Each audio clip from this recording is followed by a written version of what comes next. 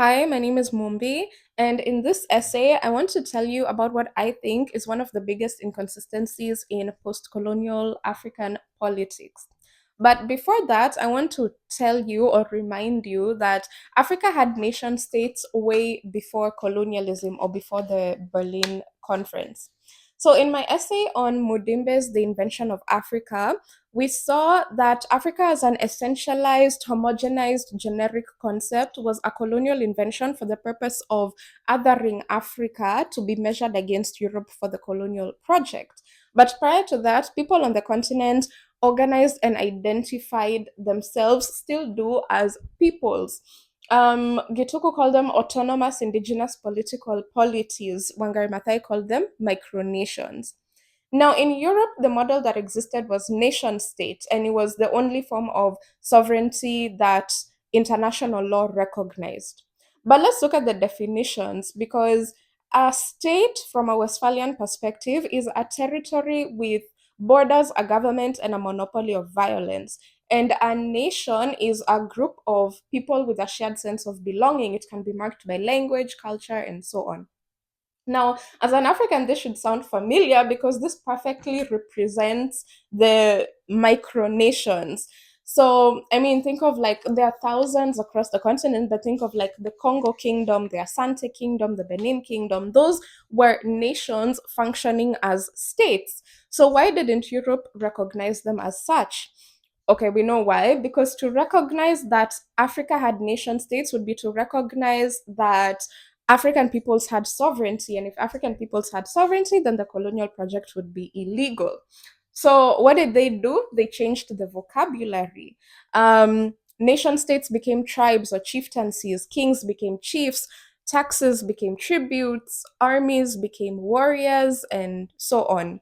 And this is what Mudimbe calls the colonial library. By changing nation states to tribes, it quite literally wrote African sovereignty out of existence. Wangari Maathai put it beautifully, but I paraphrase. She said, "The word tribe is a political statement to justify colonialism, but these so called tribes were nations. Smaller, maybe, but they were nations." So I want to take you back to the Berlin Conference a little bit, but okay, at independence, many African leaders chose to maintain this colonial vocabulary, right? And let's look at a state like Kenya. I'm using Kenya because that's where I'm from and that's what I wrote my master's thesis on. Kenya has about 40 to 50 different micronations, depending on your source or who you ask.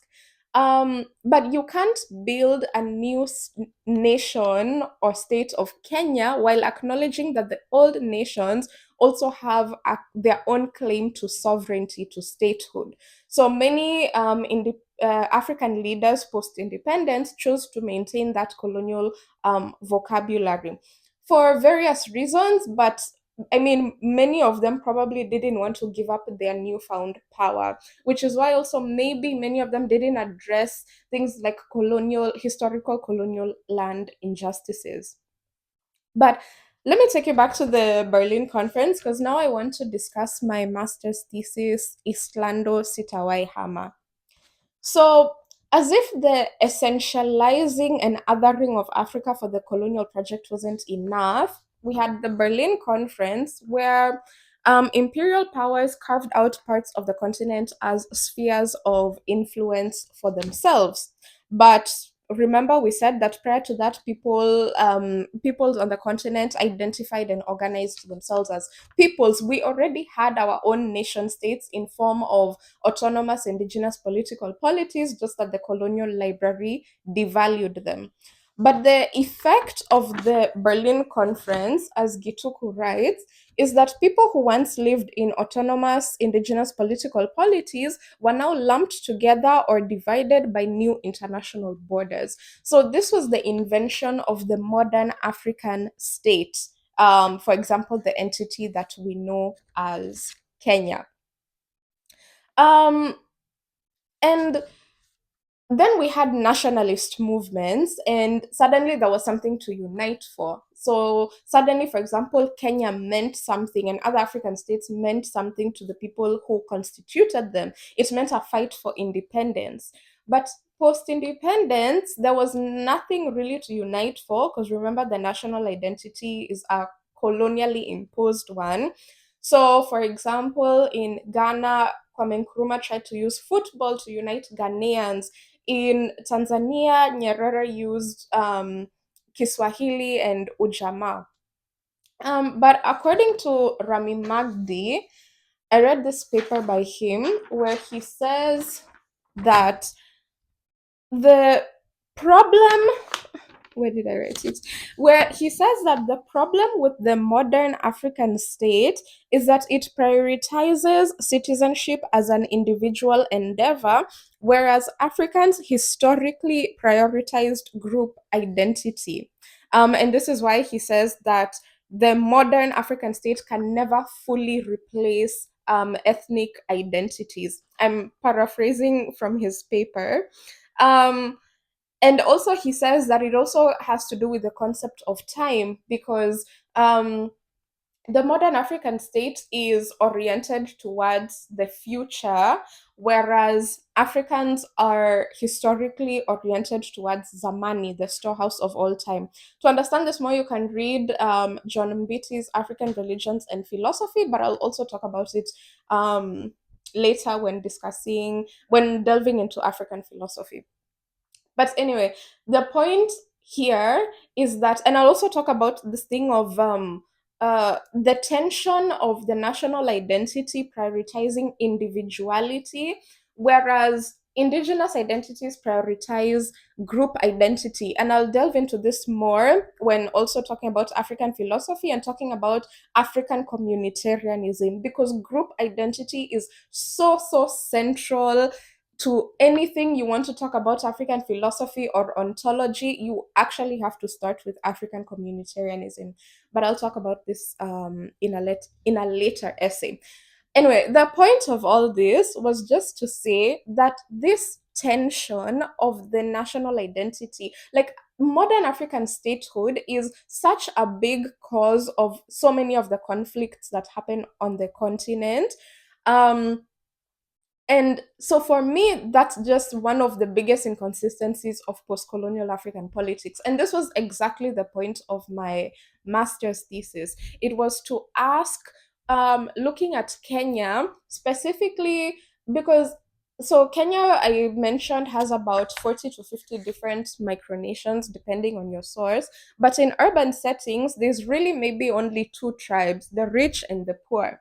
So my master's thesis was just trying to ask, what are urban Kenyan youth doing about this? Like, how are urban Kenyan youth redefining and reconciling with what it means to be Kenyan today? And my finding was that the Kenyan youth are creating something new, like a new shared identity of what it means to be Kenyan today, of being of a shared fate. And I just quote myself from my thesis, um, where I was talking about identity formation. And I said identity formation is constantly ongoing. So, if what we consider to be historical processes of identity formation are still evolving and ongoing, then what we're witnessing among the youth in Nairobi's urban hoods, which was my site of analysis, also qualifies as history in the making. So here I was just trying to find out, even for me, what does Pan-Africanism look like today? Like, what does it mean to contend with this colonial legacy that Africa in itself, as an essentialized, homogeneous concept, was a colonial invention, that modern African statehood was a colonial invention, that indigenous identities were devalued and in this day and age seem increasingly distant? Like, it leaves us in, especially the youth, in such a confused place that how does one identify themselves? And so that was the point of my thesis, and the finding was that Kenyan youth are just creating their own identity of what it means to be of a shared fate as a Kenyan youth today. Um, but for the next part of this essay, um, I want to talk about early Pan-Africanism, right? So, post independence, we saw that many African leaders chose to maintain the colonial vocabulary and the colonially inherited state. But what did early African Pan-Africanism tried to do about this whole identity crisis, if we can call it that? And for this part, I'm going to take you back to 1963 when Kwame Nkrumah stands in front of 31 African heads of state at the founding of the OAU in Addis Ababa. And he gives his famous Unite We Must speech. And he says, Unite we must without necessarily sacrificing our own sovereignties. Um, so in history, we learned what Nkrumah wanted. He wanted a continental union with one central government. Nkrumah was backed by the Casablanca group of radical states, but they were opposed by the Monrovia group of moderate states who wanted to preserve the colonially inherited states and to collaborate with Europe. And we know that the moderates won. But let's stay with Nkrumah a little bit because I have a few questions. Nkrumah said that the nation state was obsolete. I agree, it's understandable because it was a colonially invented and imposed identity. But remember the speech at the OAU, unite we must without necessarily sacrificing our own sovereignties. So Nkrumah didn't necessarily call for the dissolution of modern African states, even though he said they were obsolete.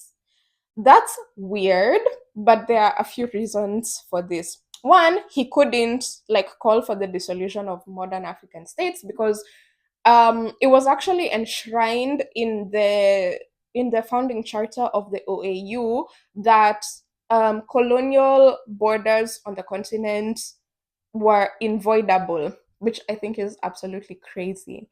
Um, Another reason why he didn't was because Nkrumah feared fragmentation, and this is something I also knew about Nyerere. Because to me, in my mind, to reject the colonial legacy means to reject the inventions that came with it, one of them being the modern African state.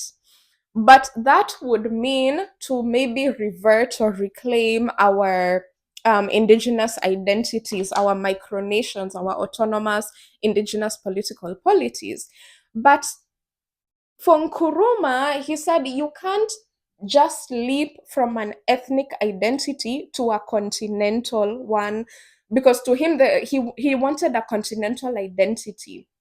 So for him, the national identity was a bridge. It was at least somewhere to start from. It was a colonial bridge, but it was still a bridge.